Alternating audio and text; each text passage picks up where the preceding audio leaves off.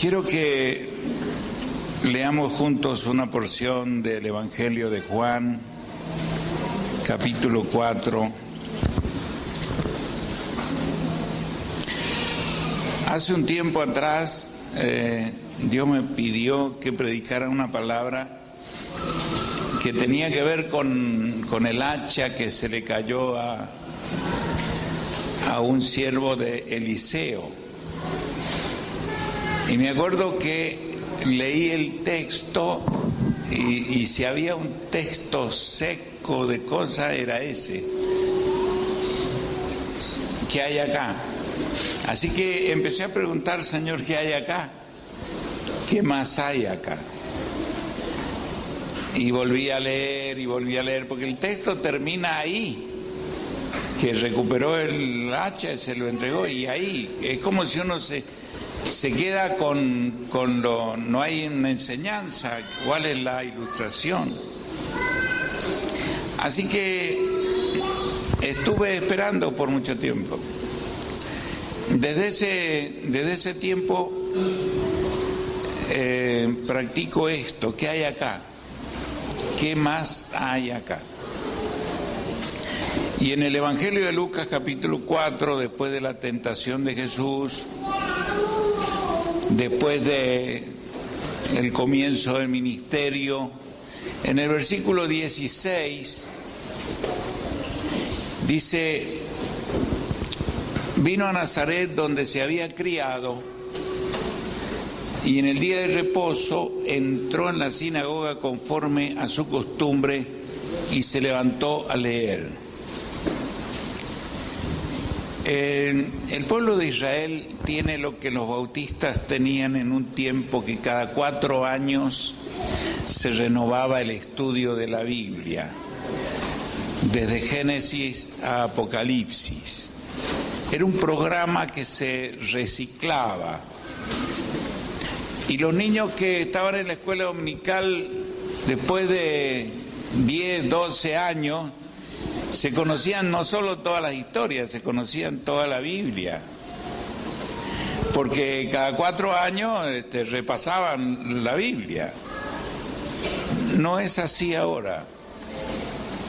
Pero el pueblo judío tiene dividido el Antiguo Testamento y hacen eso. Leen en la sinagoga hasta hoy un programa definido de lectura. O sea que ellos van a leer, a veces le toca por turno, pero lo que se va a leer ya está establecido. Es un calendario de lectura. Es un calendario de lectura profética. Quiere decir que cuando Jesús dice: entró en la sinagoga y se levantó a leer, y se le dio el libro del profeta Isaías, y habiendo abierto el libro halló el lugar donde estaba escrito. No es que de pronto empezó a buscar, seleccionó, no es así. Estaba establecido que ese día en la sinagoga, ya sea de Nazaret, de Capernaum o de cualquiera de los territorios que recorrió, se leía Isaías 61, 1 y 2. Y lo que ocurre ahí tiene que ver con la actitud del pueblo de Israel con respecto a las Escrituras, que también sería bueno reflotar. Lo que se leía era proféticamente una declaración de vida. Lo que se leía, los oyentes y el que leía estaban expresando un pacto de obediencia, de cumplimiento, no potencial.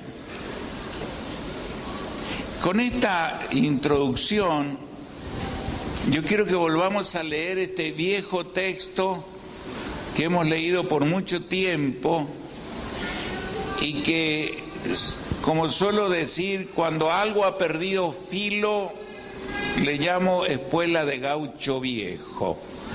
El gaucho viejo se pone en la espuela cuando se levanta y a veces ni siquiera se las saca a las botas. Queda en la espuela metida en la bota, se mete la bota vieja ya y camina todo el día con las espuelas, a tal punto que cuando monta el caballo las espuelas ya no tienen punta. Y en vez de azuzar al caballo, el caballo dice, rascame un poquito más abajo, un poquito más arriba. Ya espuela de gaucho viejo, espuela sin punta. Y creo que muchas veces las escrituras han sido espuela de gaucho viejo, para la iglesia, para el ministerio, para los pastores, para los líderes. Es como si la costumbre mata el desafío. Por eso la posibilidad de encontrarnos esta tarde a las 7 de la tarde no es para todos, es para los sedientos disponibles. Porque una cosa es ser disponible y otra cosa es tener disponibilidad. Yo puedo ser disponible, pero en realidad no tengo disponibilidad.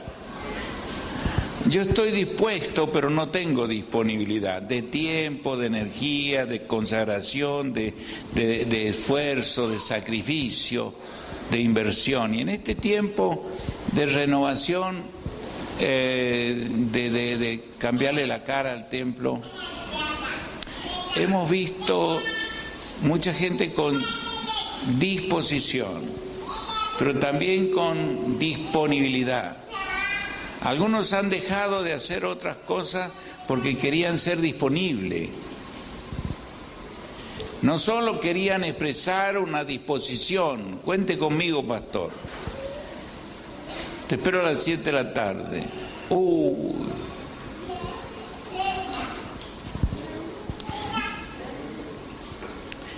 Entonces se le dio el libro del profeta Isaías y halló el lugar donde estaba escrito, el Espíritu del Señor está sobre mí,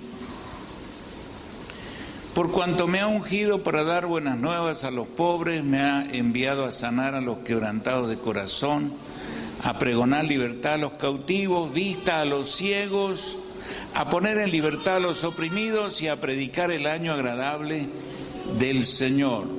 Y enrollando el libro, porque ese era el texto. Tal vez nosotros decimos amén. Decir amén en hebreo no es lo mismo que decir amén en una iglesia evangélica hoy. Decir amén en una iglesia evangélica hoy es más o menos como no decir nada. Porque aún hay todavía evangélicos que hacen lo que hace un pagano. Consulta a los brujos, a los hechiceros, hablan con los muertos. El amén hebreo es un amén de realización, es un amén de ahora. Y enrollando el libro lo dio al ministro y se sentó, y los ojos de todos en la sinagoga estaban fijos en él. Y él comenzó a decirles: hoy se ha cumplido esta escritura delante de vosotros. Entonces, cuando yo entendí que este era el texto que él quería que yo leyera, él me dijo: concéntrate en el versículo 21. Él comenzó a decirles: hoy se ha cumplido esta escritura delante de vosotros. Leer las escrituras es tener un encuentro con la naturaleza de Dios. No es informarse acerca de la vida de un hombre, de un profeta, no es informarse acerca de lo que hizo, lo de que dejó de hacer. Es por eso que la diferencia entre lo que las escrituras describen de la vida cristiana y la vida cristiana cada vez se va haciendo mayor. Y la diferencia entre los frutos esperables y los frutos que se dan también son mayores. Porque falta esta actitud y este compromiso. En realidad, la Escritura sigue diciendo la plenitud de la deidad moraba en Jesús. En ese cuerpo con cara de judío, costumbre de judío, vestimenta de judío, hábitos y cultura de judío. Pero hoy no hay judío acá, hay gentil, porque él después confronta la actitud de superioridad, de exclusividad de los fariseos, los saduceos, de los fariseos que habían ahí, el pueblo judío. Y él menciona dos eventos históricos. Uno de ellos es la viuda de un pueblo pagano, no judío. El leproso de un pueblo gentil, no judío. Y dice que la gente se alegraba de ver las palabras de gracia que salían de él. Pero la segunda cosa que él me mostró y me hizo ver es, al oír estas cosas de que el evangelio que él venía a traer era de gracia y era para los judíos y para los gentiles, y que la salvación era por la fe y por la gracia y no por mérito, ni por herencia, ni por estirpe. Dice, al oír estas cosas, todos en la sinagoga se llenaron de ira. Y levantándose le echaron fuera de la ciudad. Y Dios me dijo algo sobre la ira. La ira siempre expulsa. La ira siempre se deshace de lo que necesita. La ira desparrama recursos esenciales. Dice que se llenaron de ira. Un momento antes estaban llenos de asombro, de reconocimiento, de exaltación. Eso nos pasa a todos. Un día estamos chochos de la vida, mañana nos deshacemos de eso. Olvidamos toda la siembra, olvidamos todo el beneficio, olvidamos toda la inversión, olvidamos todas las deudas de gracia. Olvidamos que todo lo que somos se lo debemos de alguna manera a alguien. Y se llenaron de ira y levantándose le echaron fuera de la ciudad y lo llevaron hasta el monte para ver si se podían deshacer de él. Esta es la dicotomía interna del hombre sin Dios, pero que a veces tiene su forma evangélica de expresarse. Cuando nos calentamos nos deshacemos de la bendición.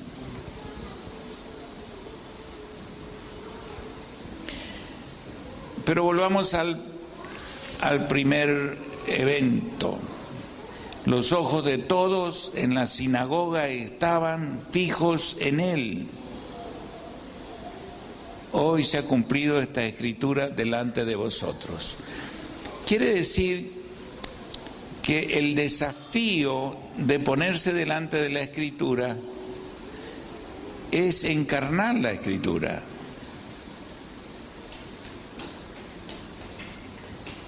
Porque él después dice, yo voy al Padre, tengo que ir al Padre, y volveré, no los dejaré huérfanos, el Espíritu Santo vendrá, los guiará, etcétera. Porque ustedes harán mayores cosas, porque son más, porque la misma naturaleza que habitó en mí y vieron lo que el Padre hizo a través de mí, eso mismo es necesario que las otras generaciones reciban del Padre, pero ya no a través de mí, sino a través de ustedes. Es por eso que descubrimos que en nuestra manera de ver la vida cristiana hay un 90 y pico % de paganismo inútil. Porque volvemos sobre las Escrituras y no tenemos ni siquiera una carga de arrepentimiento, de culpa, de contraste. Pero sí tenemos justificación. Justificación en el mundo, el diablo, la iglesia, las personas, la sociedad, el gobierno, etcétera. Él dijo: ignoran que ustedes son el templo de Dios y que ya no son de ustedes. No son dueños de la casa donde viven. Y cuando Dios iluminó ese texto para mí, dijo: ustedes son el lugar santísimo, el naos. Y entonces empezó a regalarme cosas. El lugar santísimo es un lugar lleno de gloria, de luz, y no tenía ventanas, no tenía puertas, era un lugar cerrado. La gloria de Dios llenaba todo eso, y adentro estaba una mesa con el arca. Sobre el arca el sacerdote una vez al año echaba sangre, simbolizando al Mesías que iba a dar su sangre, a Jesús. Dentro estaban las tablas de la palabra. Estaba una vara que floreció selectivamente sobre el ministerio sacerdotal.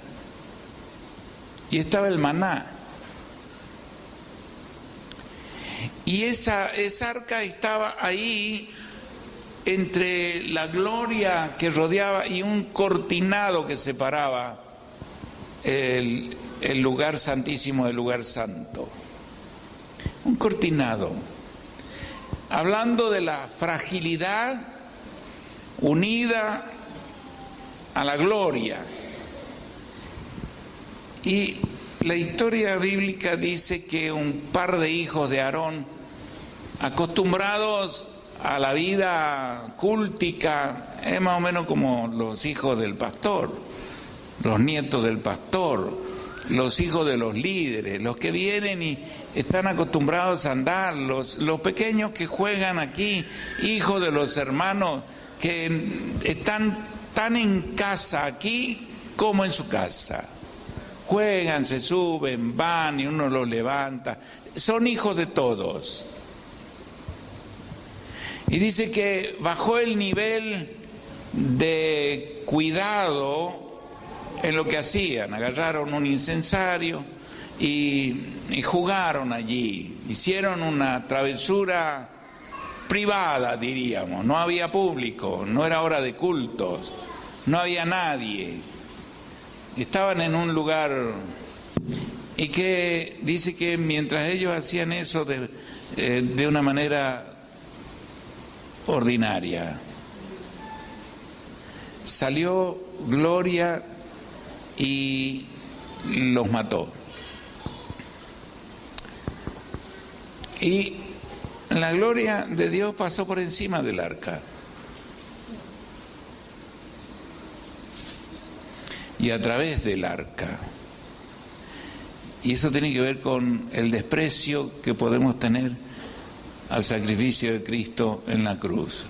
Lo guardamos para nosotros cuando hemos sido salvos, para que otros tengan la oportunidad de conocer la naturaleza de Dios el Padre viviendo en una persona frágil.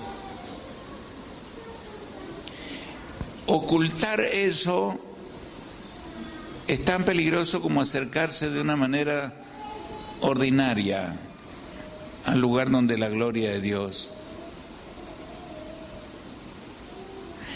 Entonces, cuando Jesús les dijo: esta escritura acaba de hacerse realidad en mi persona, yo soy la encarnación de este texto. Y si en vez de leer este texto leemos todo lo puedo en Cristo que me fortalece, y usted está pasando una crisis, Usted tiene el desafío, por los recursos del Espíritu Santo, hacer la encarnación de ese texto. Todo lo puedo en Cristo que me fortalece, pero me están pidiendo que haga fiesta para el cielo y estoy pasando un momento crítico y duro. ¿Y eso qué? La justificación ha matado la naturaleza de Dios en el cristianismo. La justificación a querer seguir viviendo un paganismo. Dice que cuando los cristianos se convirtieron, agarraron los libros de magia y los quemaron en un valor infernal de dinero. Ya no sirve eso. Si no sirve para mí, no sirve para nadie. Hicieron un gran incendio. Hoy en día tenemos que hacer un gran incendio de cosas que no le están sirviendo a nadie y tampoco a nosotros. Si no nos sirven a nosotros, no le sirve a nadie. Pero no estamos incendiando nada. Seguimos justificando, seguimos encontrándole la vuelta a déjame ser el 80% del menor esfuerzo. Porque ser parte de un 20% es hacer la primera, la segunda, la tercera milla. Y yo no quiero hablar de mi esposa, pero ha hecho 10 millas.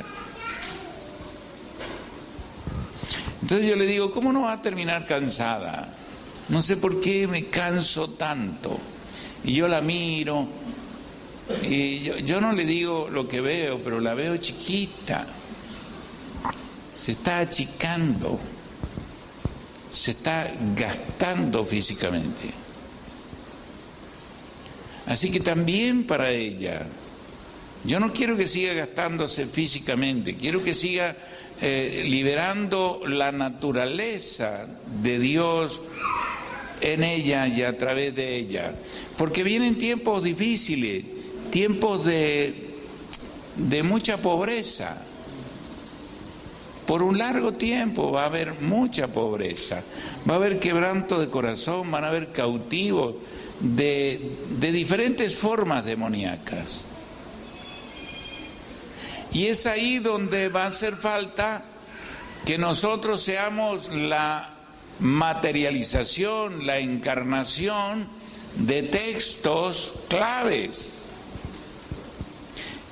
En mi predicación del otro día dije, nos están faltando mensajeros de milagro. Y una niña me dijo, pastor, ¿qué es lo que usted quiso decir con eso? La única que me preguntó. Y bueno, si Dios ha hecho un milagro de salvación en vos, porque es un milagro, vos sos el mensajero de ese milagro de salvación. Y todos somos mensajeros de milagro de salvación, de nuevo nacimiento. Todos somos mensajeros de salvación. No veo por qué no hay renuevo de vidas nuevas alrededor tuyo. Está faltando la identificación con la naturaleza del que hizo ese milagro en tu vida. Hay otros milagros de sanidad, de liberación, de economía, de reconciliación. Son milagros que los deben ministrar quienes han sido ministrados por Dios. Por lo tanto, si alguien está aquí padeciendo de una cierta enfermedad, yo tendría que preguntar, a ver, hermana, usted que fue ministrada por Dios y sanada, y usted también, hermano, usted, vengan y oren por él. Liberen el mismo poder de milagros, y eso significa esta escritura se ha encarnado. Entonces descubrimos que esto es un lindo lugar, tenemos 3 aires acondicionados que si los ponemos todos juntos nos vamos a helar de frío. Hemos pasado mucho calor en los veranos acá y hemos pasado mucho frío en invierno acá. En verdad no servían los calefactores, se iba todo el calor arriba, moríamos de frío abajo. Tal vez hoy no tengamos tanto calor, Tal vez en invierno no tengamos tanto frío, pero podremos decir después de este culto, este mensaje, yo lo encarno. Porque de lo contrario es nada más que otra vez escuchar una misma palabra. Es por eso que cada 3 años el pueblo de Israel leía cíclicamente la Escritura, y el que lo leía desafiaba a los oyentes: encarnemos este texto. Ese es mi desafío para la iglesia: encarnemos a Jesucristo y encarnemos sus promesas. Amén. ¿Podés tocar mientras nos despedimos orando la atmósfera? Dios te bendiga. Tengan un buen culto encarnado ustedes también. Gracias por venir. Nos ponemos de pie. Las canciones que hemos cantado, si yo hubiera predicado antes, tendrían que haber sido las declaraciones proféticas. Cuando vino Freyson por primera vez aquí a San Juan, vimos algunas cosas que no conocíamos. Y con Norma nos preguntamos, ¿eso funcionará con nosotros?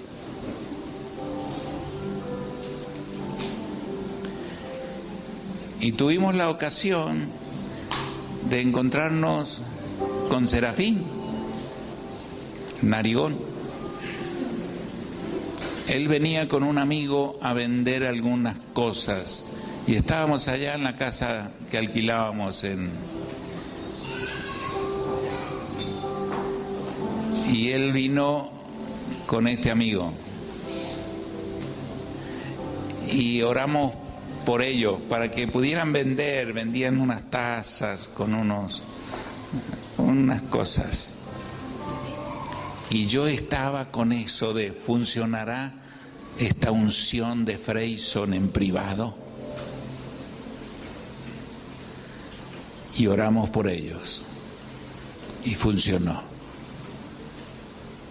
Porque el anhelo nuestro era encarnar lo que vimos para mí. Y después vino la pregunta: ¿funcionará en público?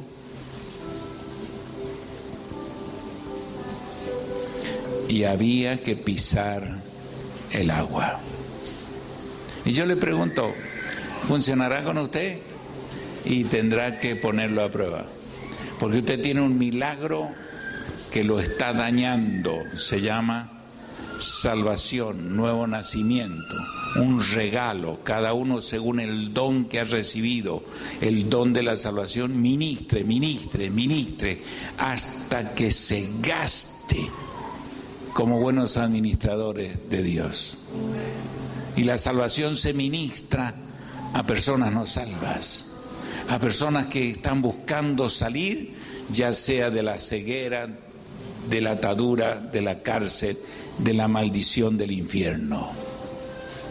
Todos y cada uno somos llamados a encarnar esto.